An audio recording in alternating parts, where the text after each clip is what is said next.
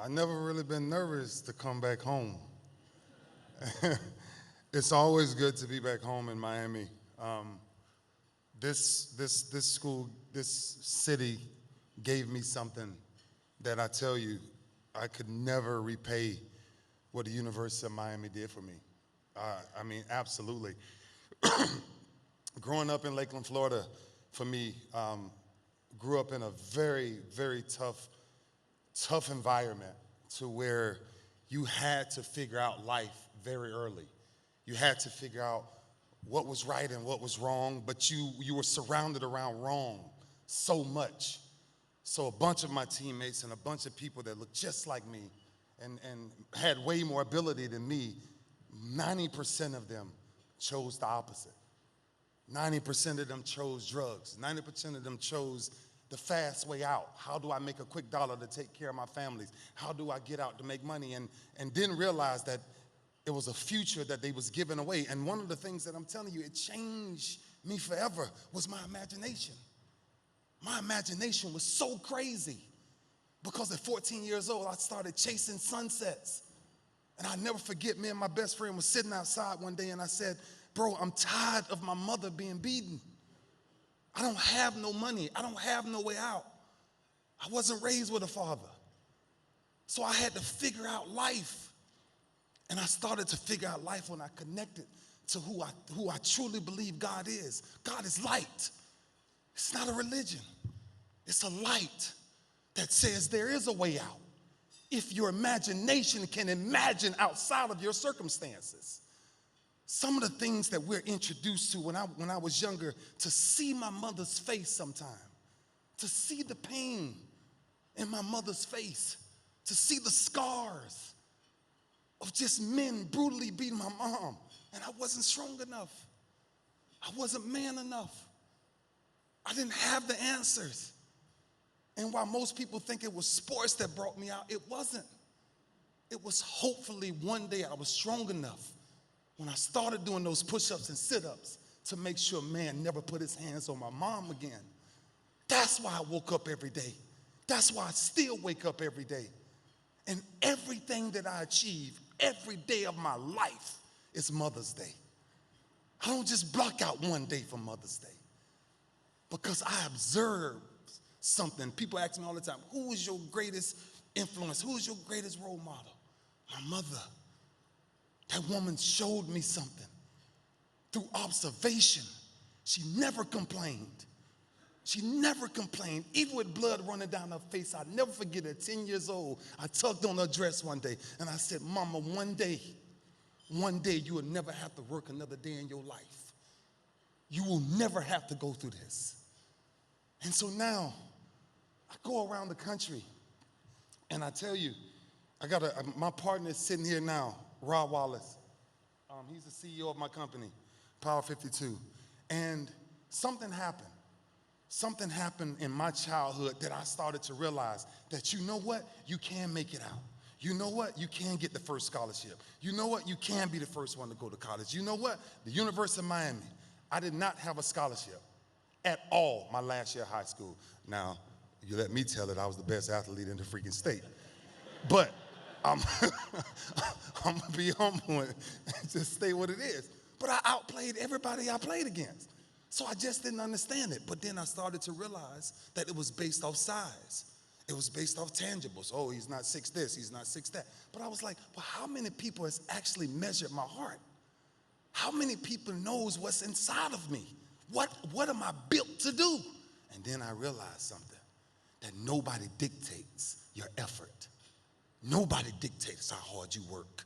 Nobody dictates the things that you overcome and the things that you find yourself coming out of. There's something about pain that I tell you, most people run from pain. I tell you, I chase pain because on the other side of pain is glory. See, we got to start understanding when we start, one of the things, thank everybody at the head table, thank everybody that's here that invited me to this. Stephanie, you're amazing for this. Oh my gosh, I'm like a little kid in a candy store right now. I'm around all these people. It's a lot going on. But what I found out was, through me traveling around the world, the same issue that plagued us, the same atrocities that plagued us for so many years, me as a child, It's the same issues we have today. The same issues.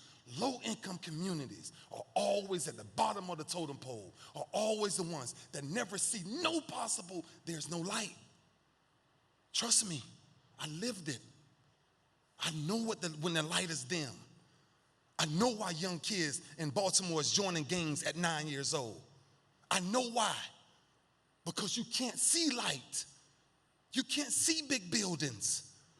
You can only see the plate that's not on your table.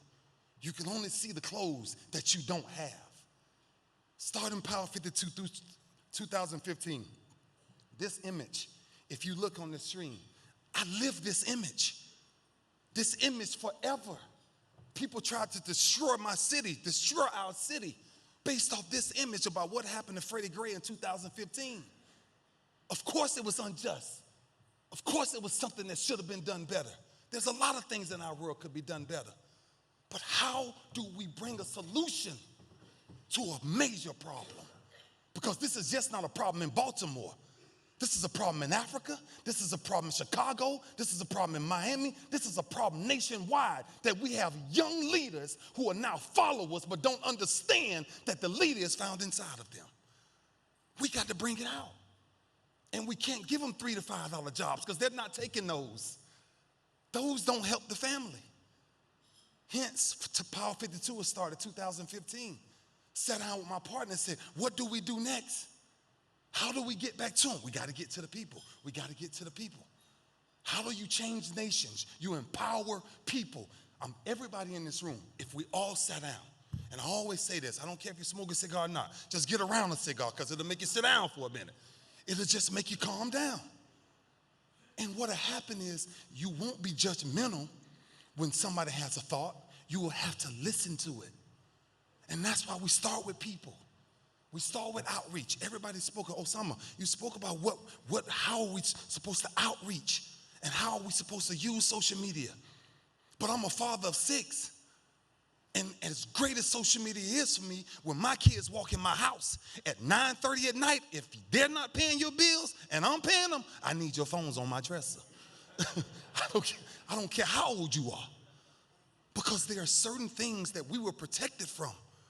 When we were adults, when we was young kids, our mothers always protected us from the one device that they knew would kill us, rated R movies. They knew what it will do to our minds.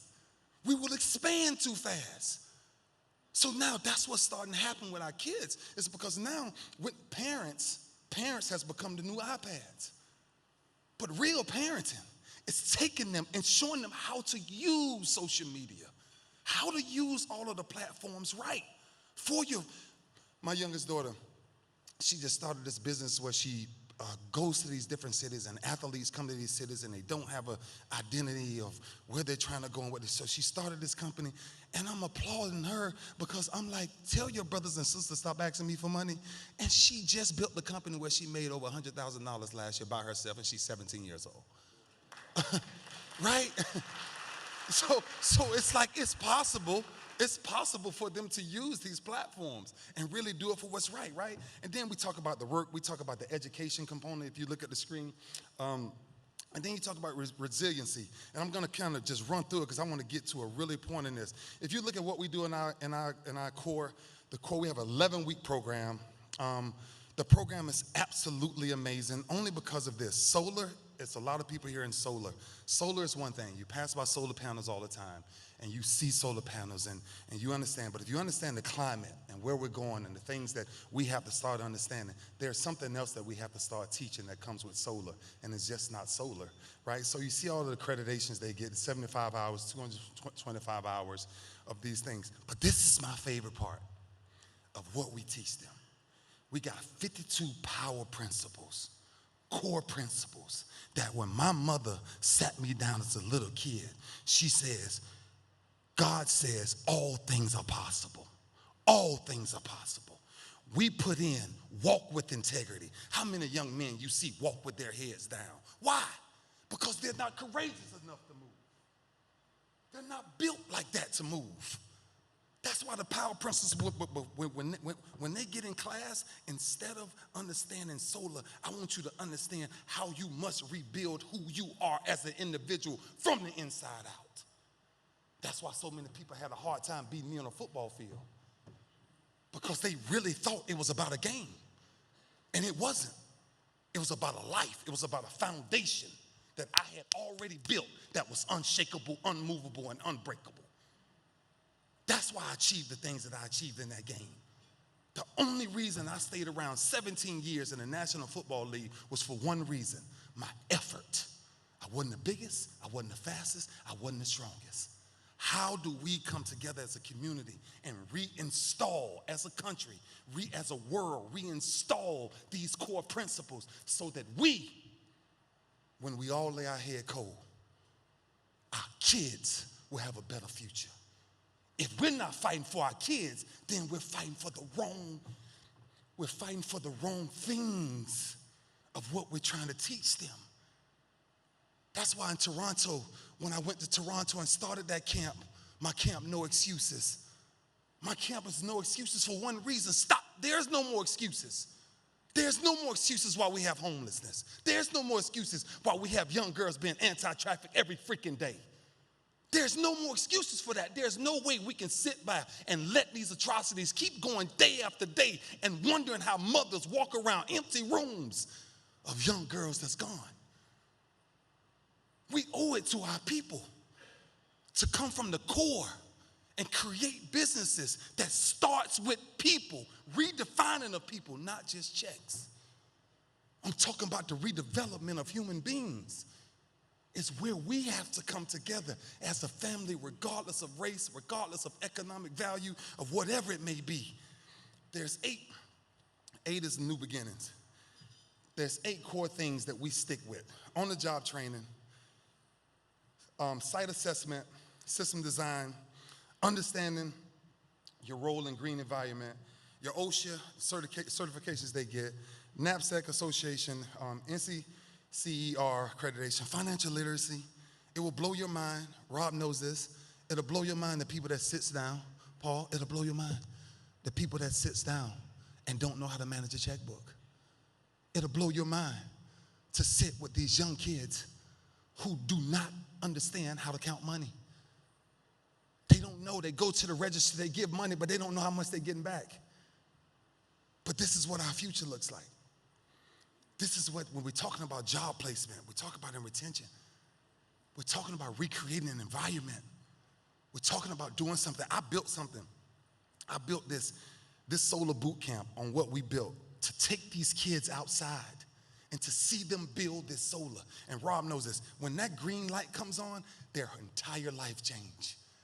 Because then they say, man, I figured something out. I have something that's sustainable. I have a job that pays me $19 and $20 an hour. And guess what? Instead of mom putting me out on the streets, or me going back to robberies, or me going in and out of jail because the recidivism rate is so freaking high, I got a fighting chance. I can do this now. That's why we do this. That's why Power52 does this. How? Why do I go here? Why do I go with low-income families? Because I've been in low-income families my whole life. I've been on welfare. I had food stamps. I know how hard it is. Appreciate you, brother. I know how hard it is to find your way out when there's nobody knocking on your door to give you a chance. I know how hard it is, man, and it's impossible. If you don't have faith of something, then you'll fall for anything. But when you talk about low-income families, when you talk about the things that they're seeing, we're talking about 68% of the U.S. households. 68% of the U.S. households live in low-income communities. How can we ask our kids to fight if that's where they're fighting from? We have to figure out something, which is why our motto. You go to these 6 things. This is 6 things that every family struggles with. Job access. It's difficult. It's the most difficult thing you're ever going to do when you're in a low-income neighborhood and you're trying to figure out, how do I get a quality job? that's gonna give me an opportunity where I can help somebody. Clean energy access is one thing our company does. We give access to clean energy. Afro-Americans, they're not in this space. We're not in this space. We're in this space now, and we're gonna make sure we stay in this space because this space can help us. Earning potential is unclear. It's unclear. Nobody understands how much I can earn. Nobody understands how I can create recurring revenue time and time again in these neighborhoods. You talking about job mobility? The limitations that we have when you talk about job mobility in these neighborhoods that are in every city, every country in the world, we have low-income families. Then we talk about professional growth and development. Wow, it's too expensive. They can't pay for that. So how do we get it to them? Then you talk about tax incentives. Wow, their credit is terrible. They don't even know what that looks like. They don't even know how to apply to even think about what taxes look like and how to get around taxes. That's why Power52 comes in. Energy savings, education, credit repair, financial literacy, discounted family service, training programs, special customer access, all these things. The company is one thing. The empowering the individual is another.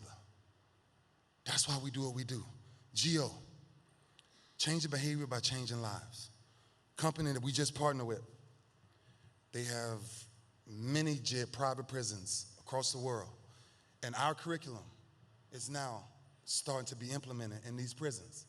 I travel around the world going into prisons because the same people that's coming out of prisons, if we don't change their mentality, then nothing changes when they get out, right?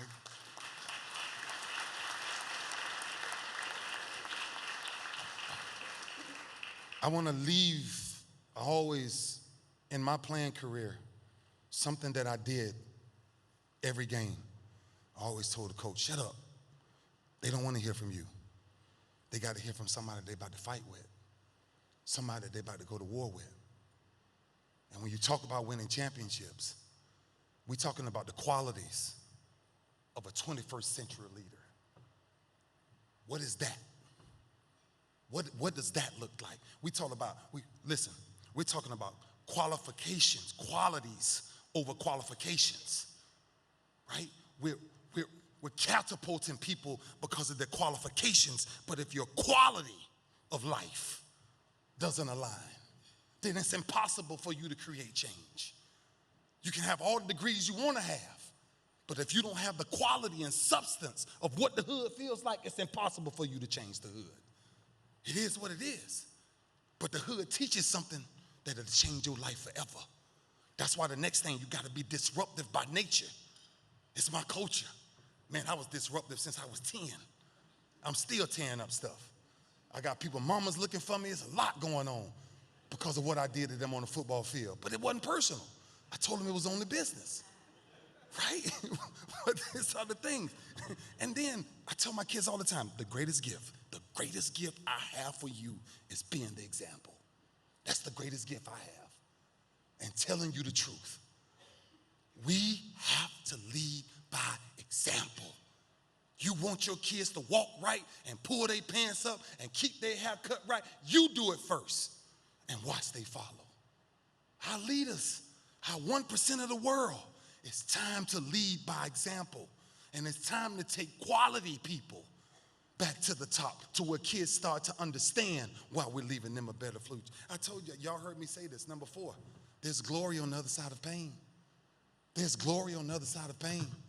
No pain lasts always. No pain lasts always. And when you make up your mind to deal with pain because you know what it feels like, man, ain't a devil in hell can stop what you're trying to do. Not when you get moving. Man, there's something I'm trying to birth out to our world, that there are no more excuses on why our world should be so divided. No more excuses. Number 5, I think is the biggest one that I found in my career. Find your weakest link before your competitor does. See, when I played, I don't like Tom Brady at all. But I don't like him. I respect him.